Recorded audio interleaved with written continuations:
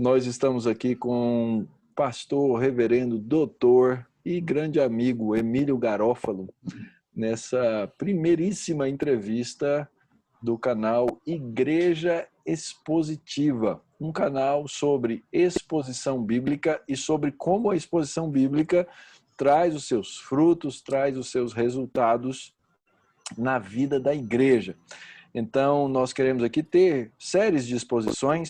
Emílio é um expositor, mas nós queremos trazer também os expositores com a sua experiência para dentro do canal para falarem sobre os frutos, os resultados, a bênção da exposição bíblica na vida da igreja. Esse é o intuito, esse é o nosso alvo. Então, é uma alegria, Emílio, te receber. Obrigado por gastar um tempo aí, aceitar estar com a gente aqui no Igreja Expositiva. E fala aí um pouquinho, você é pastor aonde mesmo? Ô Mauro, prazer estar aqui com você, agradeço pelo convite, fico honrado de participar, poder ajudar nesse novo projeto. Me parece que vai ser algo de fato de grande bênção, grande benefício para a igreja brasileira. E conversar sobre pregação é um dos meus assuntos favoritos, então acho que vai ser bem gostoso. Eu sou pastor em Brasília, na Igreja Presbiteriana CBA, igreja que eu ajudei a plantar lá para 2011, 12, e estou desde então aqui, servindo nessa igreja, onde eu estou pregando praticamente todo domingo, desde então. E pregar é um desafio, mas é um deleite também. Eu acho que quando a gente começa a pensar em pregação expositiva, a gente tem que lembrar disso também. Muitos falam sobre as dificuldades, as agruras da pregação e tudo mais, e é mesmo.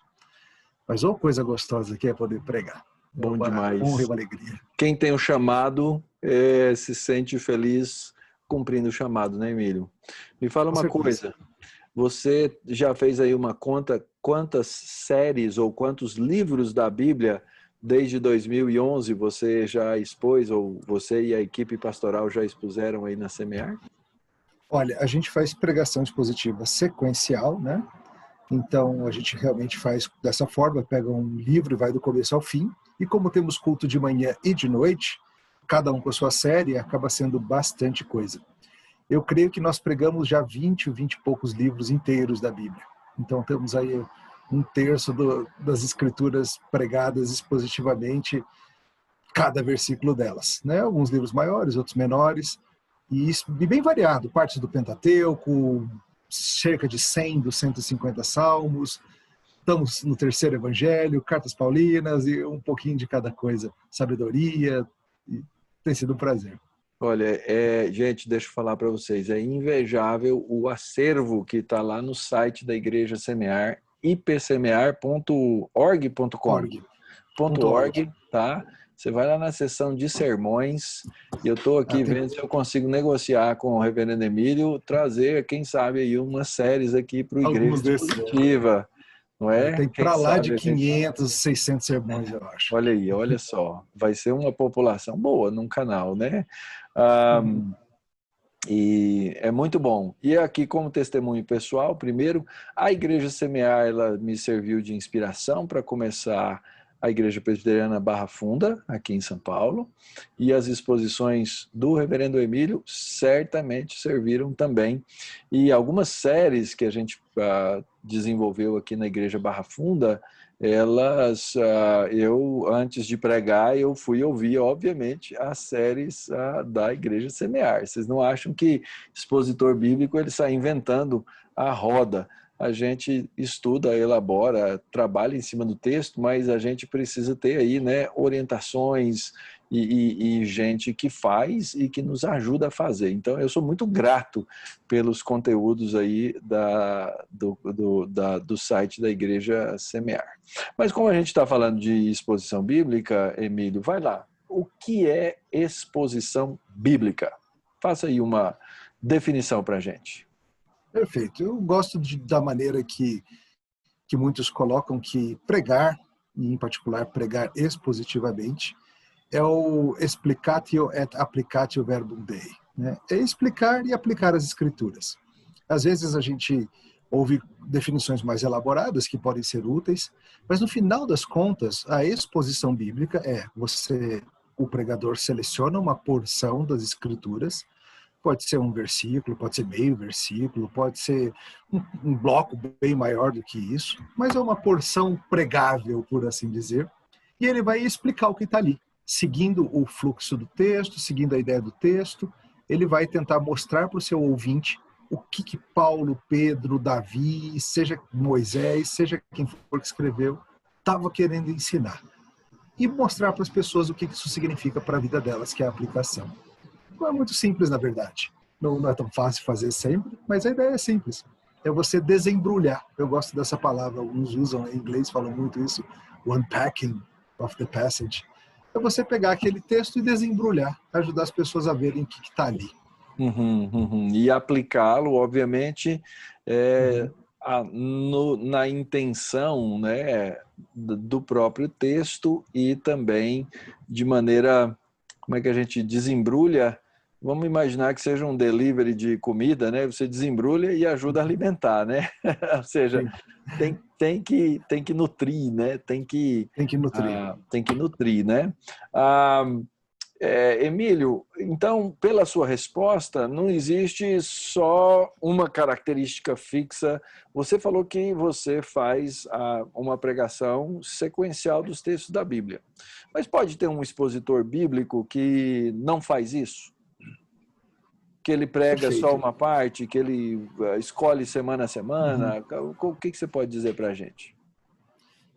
Veja, essa explicação da palavra de Deus, veja, não é só explicar, né, como você falou, tem isso de aplicar ou persuadir ou fazer as pessoas irem para uma certa direção.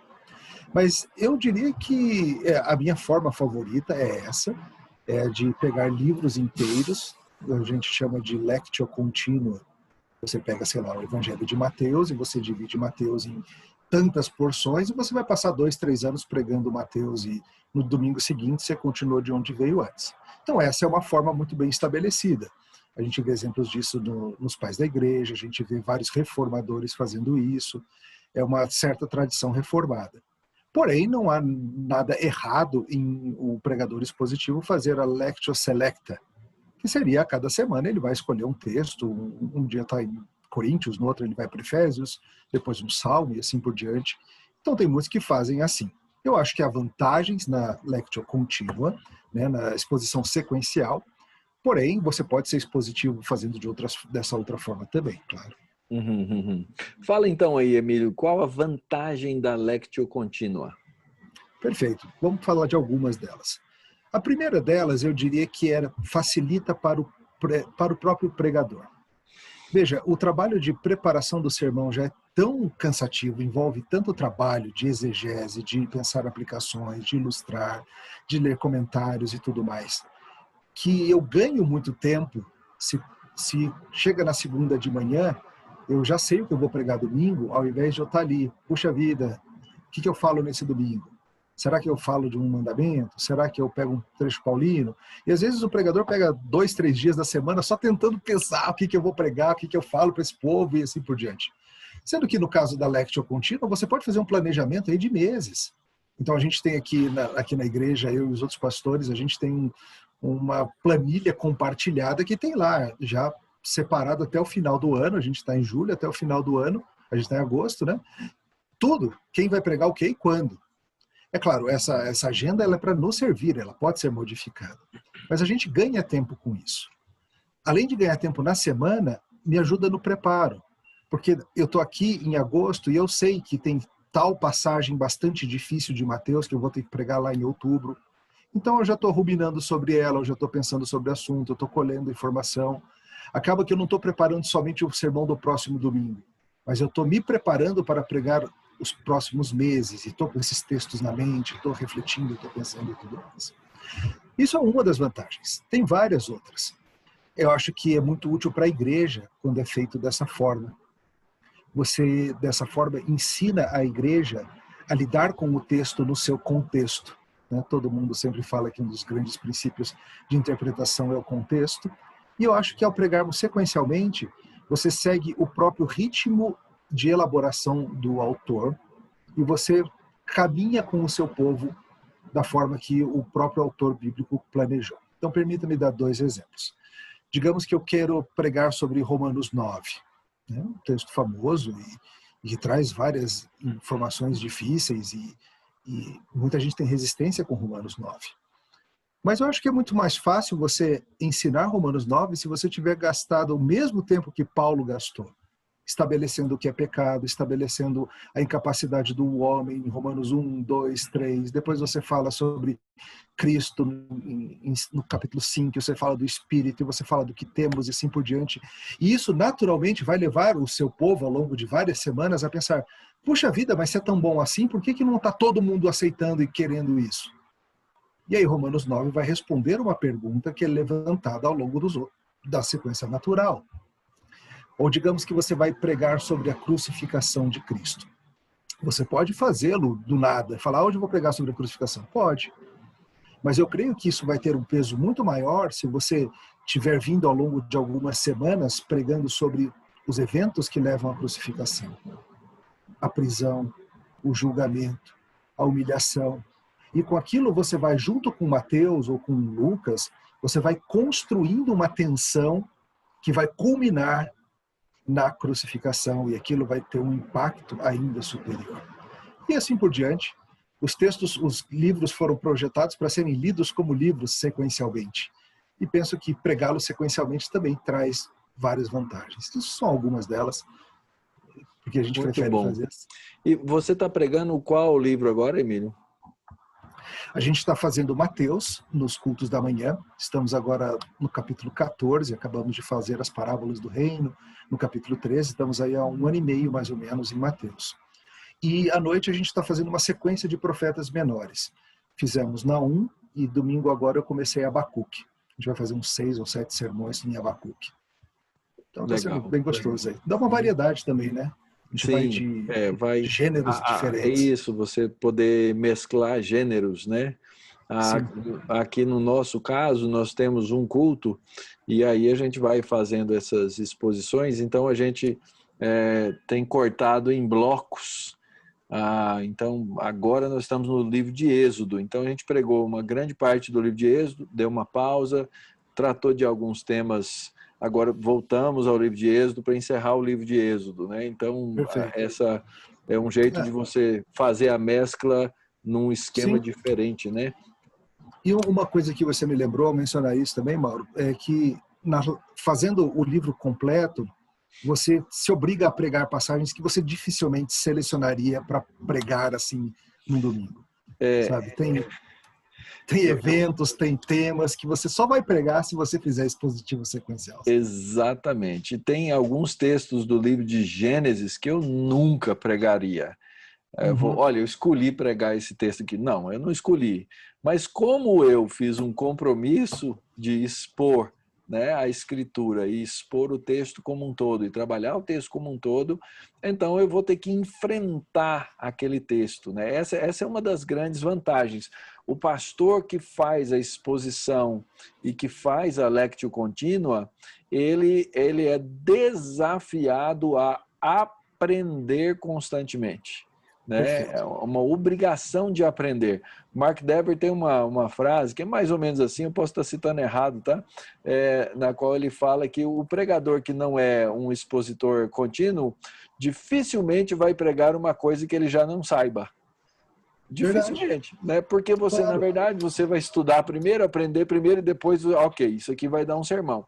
Quando você faz a pregação expositiva sequencial, não tem essa chance. Você vai ter que chegar lá no texto e você vai ter que resolver, né, aquela parada difícil, aquela sequência difícil, ou aquela situação que você estava temendo que chegasse, né? Exatamente, você vai orando para não chegar, né? E assim, a verdade é que todos nós pregadores temos alguns temas que nos são mais fáceis, mais familiares, né? E de fato, se for assim, se couber na quinta-feira eu escolher algo para o domingo, porque eu estava pensando, eu vou correr para um dos assuntos que me são fáceis, familiares, e não vou ter esse crescimento como pregador. Além da proteção, né? Digamos que você está pregando, você do nada resolve pregar sobre o capítulo em que Jesus ensina sobre o divórcio. Você aparece do nada com esse sermão, as pessoas vão dizer o que está acontecendo, né? Agora, se você está pregando, quem está? Mas se você está pregando a sequência, você vai pregar esse capítulo porque ele é o seguinte.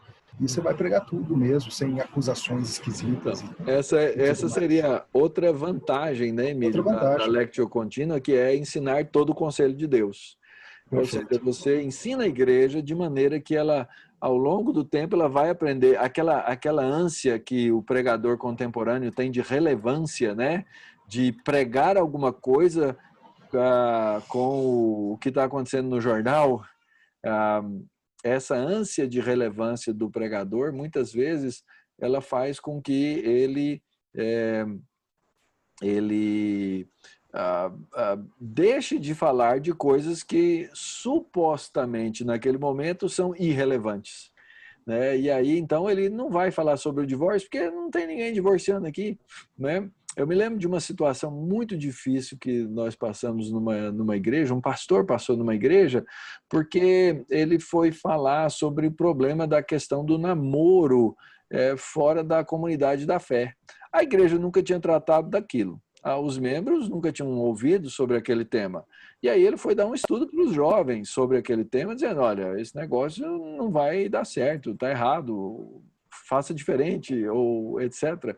E aí o resultado é que os próprios pais daqueles jovens que estavam começando relacionamentos fora da comunidade da fé, eles vieram questionar o pastor, ué, por que o senhor está dizendo isso? Ou por que o senhor está proibindo isso? Por quê? Porque para eles era um assunto novo, porque aquele assunto não tinha passado naquela geração diante dos olhos deles, e agora eles estavam ali com uma novidade diante deles. Então, essa é outra coisa, né? Você vai passando texto a texto da Bíblia, você vai chegar naqueles temas que a igreja precisa ouvir.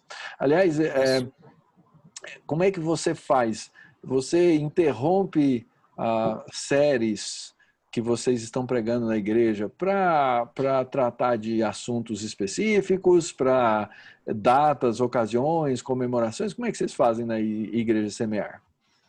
Olha, a gente não costuma interromper, não. Mesmo o Dia das Mães, Dia dos Pais, Dia das Crianças, mesmo o Natal, a gente tem sido muito interessante como sempre tem dado para a gente seguir na série e fazer aplicações ou puxar algo para Natal. Eu lembro uma época que a gente estava pregando em 2 Samuel e a gente chegou na passagem de Mefibosete, né?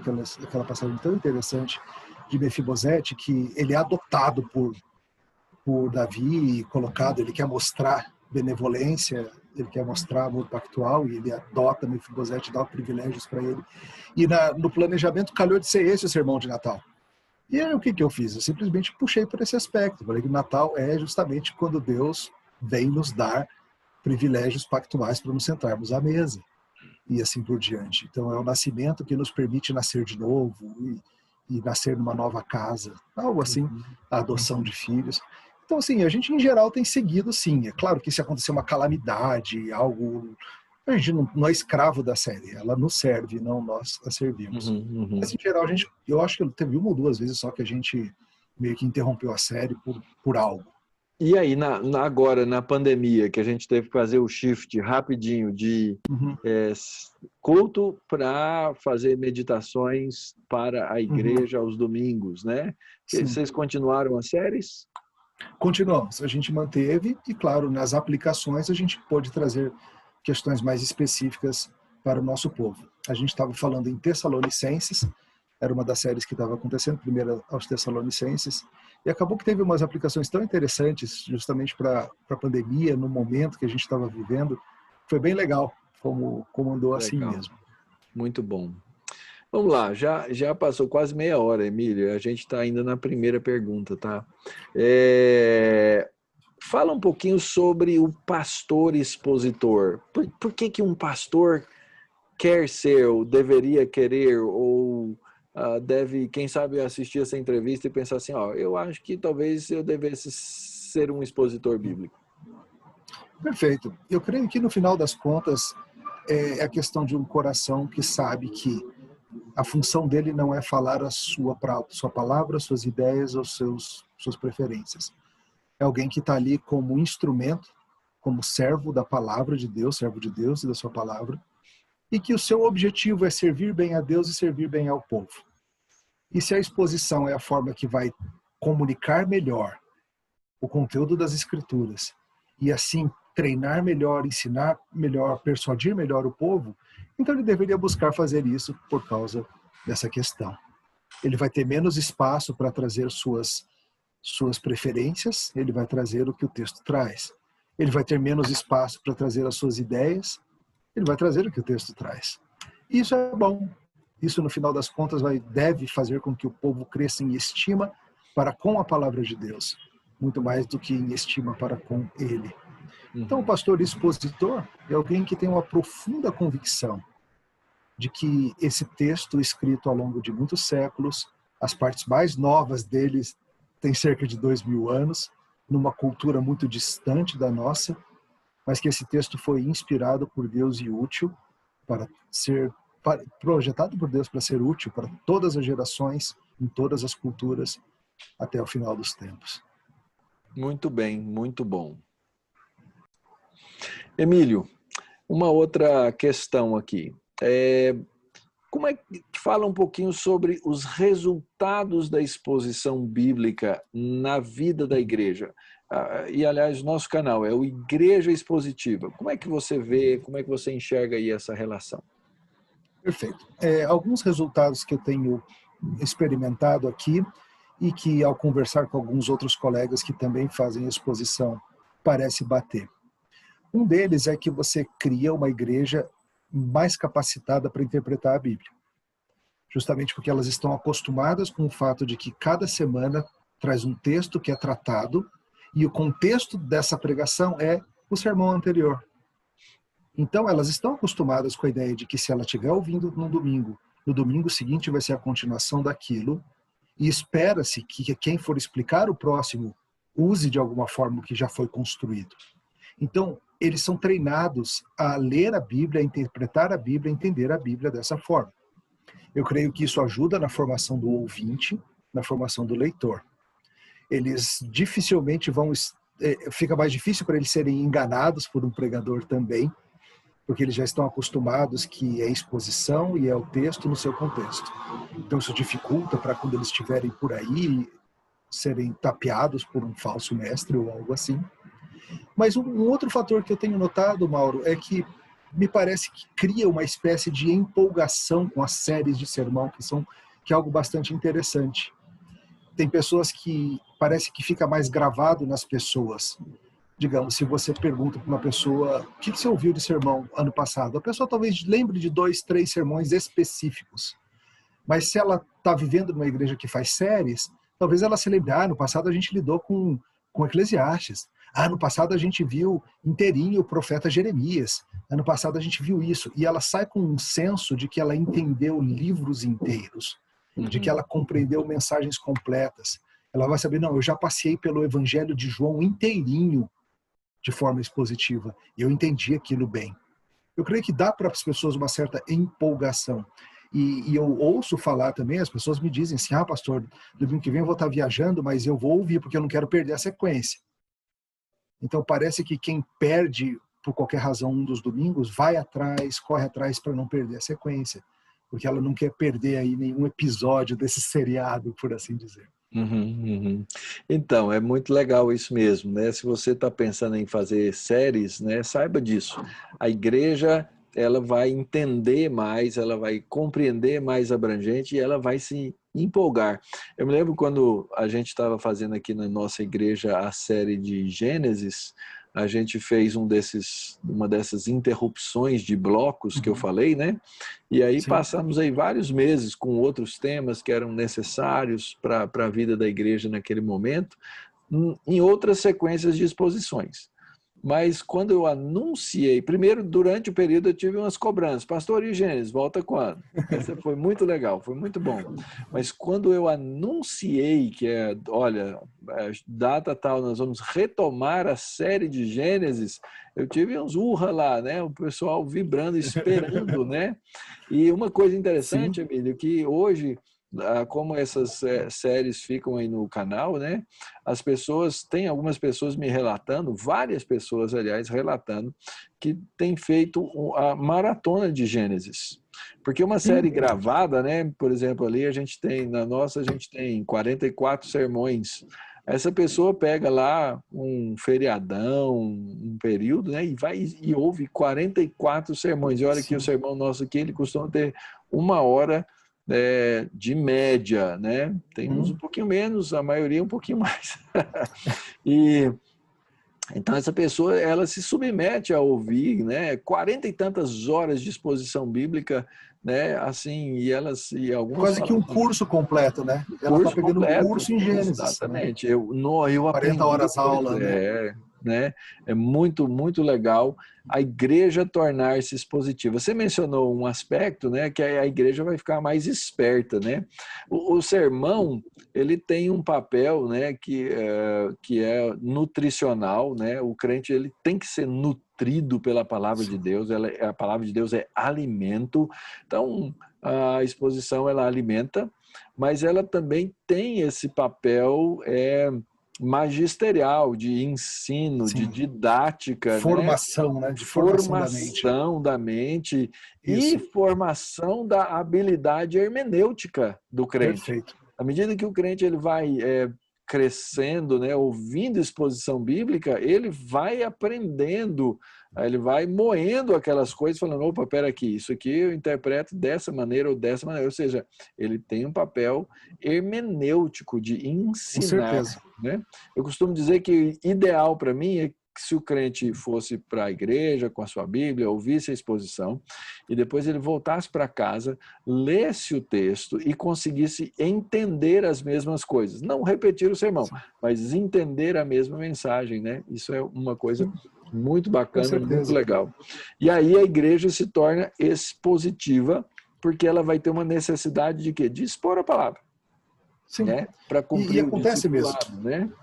Vai caminhando aí o final de uma série, as pessoas começam a perguntar, e aí, pastor, qual que vai ser o livro depois de Juízes? O que vai ser? E alguns sugerem, faz aí, pastor, uma série em tal livro, porque a gente tem vontade de entender. O pessoal está empolgado e traz uma empolgação bacana mesmo.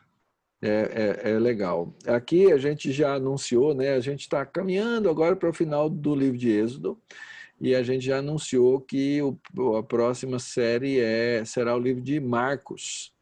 Então, eu já estou aí há vários meses, né, coletando material, fazendo leitura, fazendo uma série de coisas bacanas aí para preparar. É outra vantagem, né, que a gente tem sobre isso. Né? Você vai ter que pregar Marcos, o sermão apocalíptico de Marcos. Se você for de terça a domingo pensar nesse sermão, você está enrolado. Resolver Mas agora tudo, você já né? pode preparar, resolver tudo.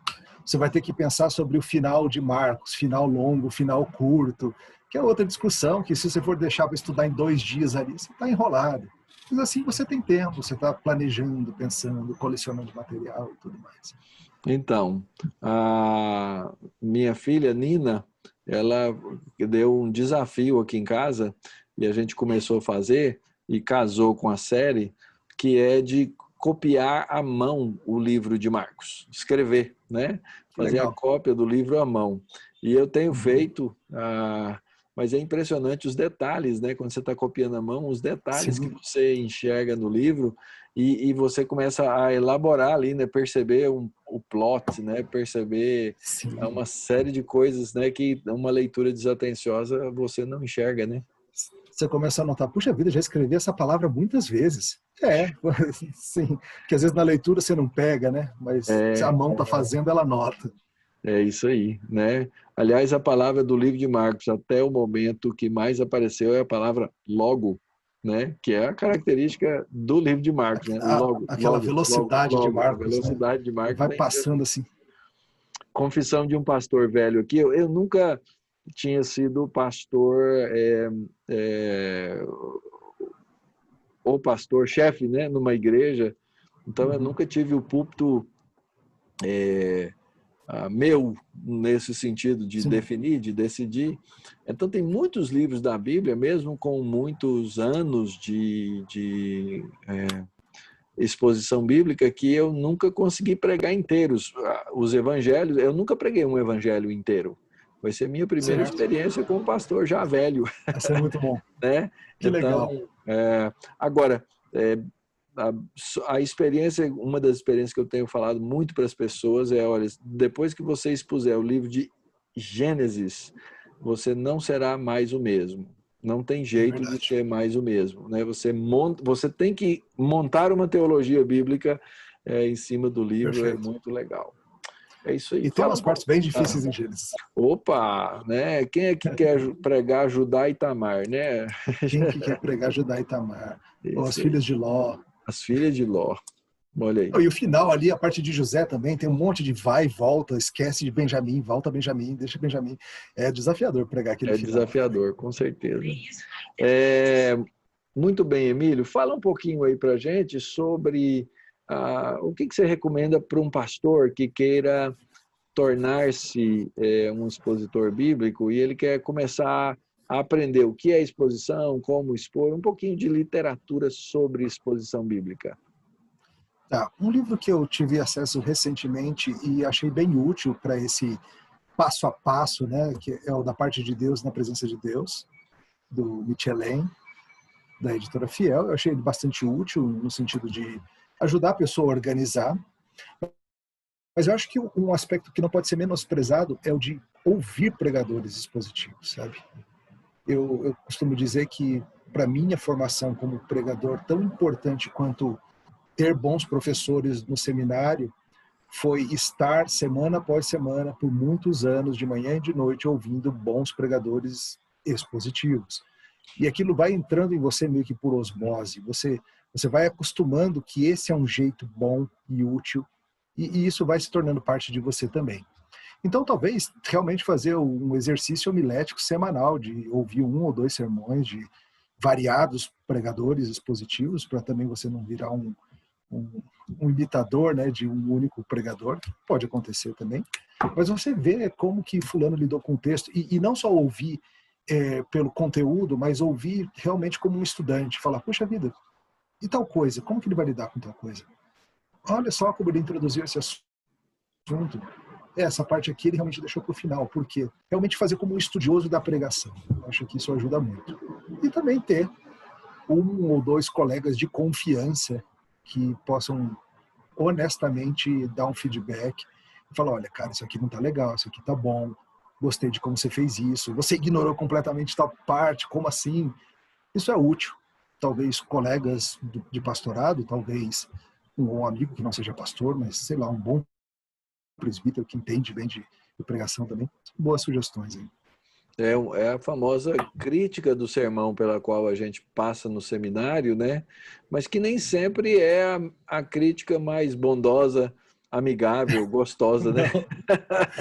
E às vezes ali a gente está tão tenso, né, naquele processo. A gente mal ouve, né? A gente mal ouve a crítica e às vezes a crítica é boa e a gente rejeita porque o coração está tenso, né? Então, na carreira do ministério assim, é importante. Eu lembro de algo que Paulo fala para Timóteo, talvez parafraseando um pouco, mas que o progresso dele deveria ser evidente diante de todos. E eu acho que, infelizmente, muitos de nossos colegas chegam a um ponto da vida que eles meio que param de crescer como pregadores. Sendo que eu acho que a gente devia estar constantemente lendo livros de homilética e aprendendo isso, porque homilética não é o que você vai aprender nos anos de seminário e pronto. Daqui para frente você vai mexer com outras coisas. É a nossa arte, é o nosso ofício. A gente precisa estar constantemente refinando e talvez se colocar desafios mesmo, pensar assim, puxa vida, nesse ano eu vou tentar melhorar as minhas introduções e trabalhar nisso. Eu lembro um livrinho do Jay Adams sobre pregação, né? O pessoal conhece pouco material dele sobre pregação, tem bastante coisa útil. E ele fala de alguns desafios que ele fazia, assim, ele meio que jogava, não, nos próximos 2 meses eu só vou usar ilustrações a partir de objetos que tenha no meu escritório. Não posso usar nada para ilustrar que não sejam objetos de dentro deste escritório. Porque era uma forma dele se treinar, se desafiar para sair dos caminhos que são fáceis para ele e crescer como pregador. Acho que a gente tem que estar sempre lutando para crescer, sempre.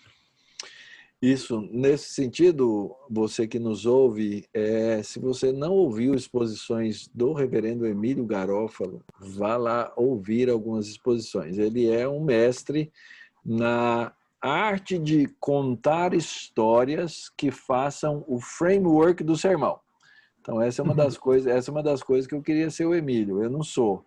E eu acho que essa eu não vou conseguir imitar, tá, Emílio? Mas ele consegue construir um frame, né, uma estrutura, contando uma história, uma introdução ao sermão, que vai levar a uma aplicação lá no final do sermão, como poucas pessoas conseguem fazer, que eu conheço. Então, vá lá ouvir algum sermão aí E aí o problema é que se você for pregar aquele texto, você vai ficar com vontade de contar a mesma história. Então, vai devagar ou dê o crédito, né? Mas essa é Eu uma acho que esse parte bem aspecto legal. de imitação é algo que a gente pode falar um pouquinho também, né, Mauro? Porque, de certa forma, todos nós temos pregadores que a gente admira e no início, muitas vezes, a gente soa demais como eles, né? Mas eu acho que alguém já disse que imitação é uma forma de elogio, e é mesmo. Mas eu acho que o pregador precisa se acostumar com a ideia de que ele tem que encontrar a voz dele. E sim, essa voz vai ser influenciada por outras vozes. Mas Deus fez cada um de nós como uma personalidade, um histórico, gosto, sujeito, que são ímpar, que é algo ímpar, uma combinação ímpar. E a gente tem que se acostumar com essa ideia de que Deus quer que eu pregue e não a minha imitação de alguém. fulano. Não eu tentando imitar alguém. O pregador jovem, né, Emílio, ele vai ter uma tendência de ter tics e, e coisas que sejam parecidos com outros, né? Meu grande mestre, né, assim, a pessoa que eu olhava assim, né, para a exposição bíblica foi Dr. Shedd, né? Dr. Shedd era quem enchia os meus olhos na área de pregação. E não é um pregador, não era um pregador empolgado, mas era alguém que montava a simplicidade do texto, explicava e ilustrava e aplicava de uma maneira admirável, né? Apesar de não ser a figura da eloquência, né? Mas um homem que cativou aí uma geração de pastores, né? Porque fazia isso do seu jeito, com a sua personalidade, né? Então, eu acredito que há um nível de autoexposição nossa como pregadores na exposição que vai revelar quem você é. Eu tenho muito medo do sermão, que ele é muito discurso, muita retórica, né? E que nele não transparece a pessoa que está ali pregando, né? Porque tem que ser esse mix, né? Da sua... Sim. Assim como Deus usou a personalidade dos próprios escritores bíblicos no processo de inspiração, ele pode usar a nossa personalidade no processo de iluminação do texto, né? Sim. Se Marcos soa muito diferente de João, eu pregando Marcos ou você pregando Marcos também deve soar diferente. Embora a mensagem seja a mesma, mas o sermão não vai ser. Porque nós somos diferentes. Né?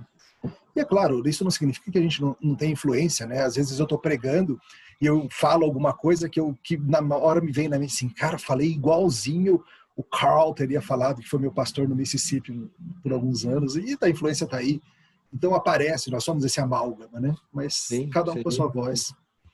Eu estou sempre ouvindo pregadores, né? Eu ouço você pregar, ouço Augusto Nicodemos pregar, ouço vários outros colegas pregarem, né? E óbvio, a gente vai recebendo essas influências, né? Nesses processos, né? Alguns me empolgam mais, outros me empolgam menos, né? Mas e você faz escolhas, né? Que devem ser claras, né? Isso aqui eu acho que é parecido comigo e isso me empolga, e aí você acaba fazendo algo que seja naquela direção, né? Semelhante. Eu acho que já que você falou disso de escolhas, vale dizer que o sermão, as pessoas confundem às vezes a exegese com o sermão. Muitas vezes, alguns pensam que pregação expositiva é simplesmente você apresentar uma exegese. E não é. É você pegar o seu entendimento do texto e você construir uma peça retórica sobre aquele texto que vai comunicar, explicar, aplicar, ilustrar tudo que o sermão faz.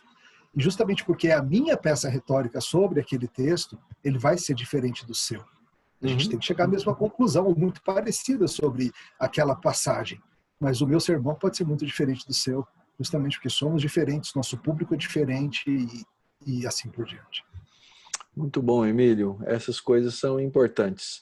Fala um pouquinho sobre o que você pensa aí da questão da exposição bíblica hoje, que vocês aí na Igreja Semear colocam aí nos canais da igreja, né? É possível ouvir no Spotify, em outros lugares, né? Ou no próprio site. Existe um lado pessoal, né? Que é o Emílio expondo para a igreja dele, que ele conhece, olhando nos olhos e até um tempo atrás com todas as expressões faciais. Agora é de máscara. Aliás, eu estou tirando a máscara, viu, na hora de pregar. Não estou distante o suficiente para isso. Mas lá na mídia social as pessoas não veem isso, né? Não enxergam esse contexto, né? O que você me fala aí desse fenômeno das exposições bíblicas aí nas mídias? Perfeito. Vale dizer que eu comecei a tirar a máscara também, tá? A gente instalou um É? acrílico igual aquele de supermercado na frente do público, então agora tô liberado da máscara também, tô feliz Tá da vida. certo. Mas veja, sim, a gente disponibiliza os sermões em canais diversos, uma forma da gente servir a igreja além das nossas paredes locais, servir a igreja em outras cidades ou até mesmo outros países. E sim, eu acho que é inegável que muita gente ao redor do país tem sido abençoada por tantos de nós pregadores, vocês com muito mais alcance do que eu, mas tantos dos nossos colegas que popularizaram, por assim dizer, a pregação expositiva. Hoje tem muitas pessoas que querem que os seus pastores preguem expositivamente porque eles estão acostumados a ouvir tantos desses outros expositores que eles falam, isso é bom demais, não dá para ter isso aqui na minha igreja. Então é um canal de bênção mesmo. Agora, eu sempre sou cuidadoso de preparar o sermão para a minha igreja. Se eu entrar numa de eu estou preparando esse sermão para a internet, vai ser diferente. E como você falou, é a conexão minha com o povo que Deus me confiou como pastor com aquela mensagem. Então, assim, eu vou usar exemplos, às vezes, ligados à cidade, que talvez não façam muito sentido para quem está fora. Às vezes eu vou mencionar uma questão da nossa comunidade específica, que também não vai fazer sentido para quem está fora. Ou um evento da história da nossa igreja, e eu não vou ficar preocupado lá na pregação de você que está ouvindo aí na internet, você não sabe do que eu estou falando, mas é porque em tal ano aconteceu tal coisa, por isso que eu estou usando esse exemplo. Eu estou pregando para o meu povo e é isso. Então eu creio que se a gente mantiver esse aspecto do que está acontecendo ali naquele momento e simplesmente é uma gravação daquilo para outros, a gente mantém essa autenticidade. Existe, né, uma diferença. Durante essa pandemia, você teve que gravar aí algumas palestras, né, para alguns eventos para os quais você foi convidado, né? É muito diferente, né? Você falar para um público anônimo do que falar para o seu povo, né? E, inclusive nos atalhos que a gente toma. Porque, por exemplo, tem certos assuntos que eu estou pregando para o meu povo que eu sei que eles já entendem certas questões, eu não vou gastar tempo naquilo. Mas se eu estivesse fazendo uma palestra para a internet inteira, eu teria gasto mais tempo. Não, esse conceito eu tenho que falar um pouquinho mais, porque eu não sei quem está ouvindo, não sei de onde é, talvez precise mais detalhes. Mas para o meu povo eu sei, isso pode. Corre com isso. Eu acho que quem ouve os sermões aí da nossa igreja fora, né, deve ter algumas dificuldades, porque eu dialogo no sermão, inclusive com a própria igreja, né? Cito nomes. E você aí, ó, que teve, né? Então, às vezes, a questão é a gente está preocupado com o quê, né? E no nosso caso, eu acho que deve existir o pregador que está preocupado em falar para um outro público, que talvez seja a internet,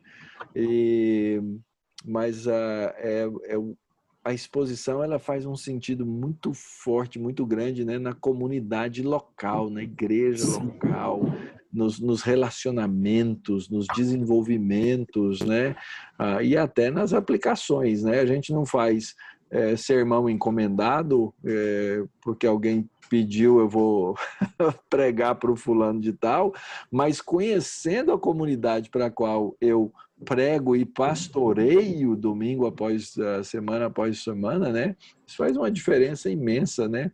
No resultado. E aí, então, às vezes, não é tão interessante na mídia social. Por outro lado, né, tem feito uma diferença grande, né? Quantas dezenas e dezenas, ou quem sabe centenas e até milhares de pessoas têm ouvido sermões nas mídias sociais e tendo ouvido, né, ou há casos reais, né, de conversão de fato, gente que não conhecia o evangelho passa a conhecê-lo, e há casos de gente que sai de profundo erro doutrinário, né, para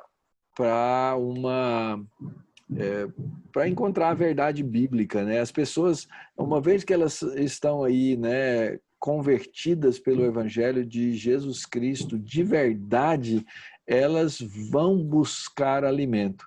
E se elas não recebem alimento, nutrientes na igreja local, elas vão procurar em outro lugar. E hoje tem esse celeiro chamado internet que pode trazer boa comida, bons nutrientes ou matá-las, né? Tem isso tudo que pode envenenar também. Envenenar, com certeza, né? Para caminhar para o finzinho aqui, Emílio, vamos ver se dá certo essa pergunta. O que não é pregação expositiva? Bem, olha, eu acho que, até tocando em algo que eu mencionei mais cedo, eu já encontrei pastores e membros que têm uma resistência com pregação expositiva, porque muitas vezes tudo que eles ouviram era algo muito parecido com um comentário bíblico falado. Não era, como eu falei, uma peça retórica em que alguém entendeu o texto e projetou uma forma de explicar bem aquilo, com começo, meio, fim, com pausas, com ilustrações, com aplicações. Isso é um sermão. Muitas vezes, pregação expositiva é simplesmente o cara meio que correndo pelos versos e falando, olha aqui, no verso 15, Paulo usa um auristo. E esse auristo aqui aponta para isso, isso, isso. E aqui essa outra palavra, ela aparece lá em Jeremias tal, em Ezequiel tal, não sei o quê, na Septuaginta e tal. Vamos para o próximo verso. E não tem uma prática de convencer, como alguns falam, né? O sermão tem a função de explicar, deleitar e persuadir. E é muitas vezes só isso, só esse explicar. E depois é meio assim, entenderam o texto? Veja, isso é o que você tem que fazer na sua exegese. Ver o que Paulo disse, compara, etc. Aí você pega esse monte de ingrediente e prepara uma refeição. Mas muitas vezes pregação expositiva é só a pessoa jogando os ingredientes. E pega aí, se vira aí para você fazer alguma coisa, para você cozinhar alguma coisa. Uhum. Então, a aplicação, né, Emília, é tão fundamental. E a aplicação, ela tem que ter, né, tanto o lado retórico, no sentido de trazer juntas as coisas, né, da exposição bíblica, como também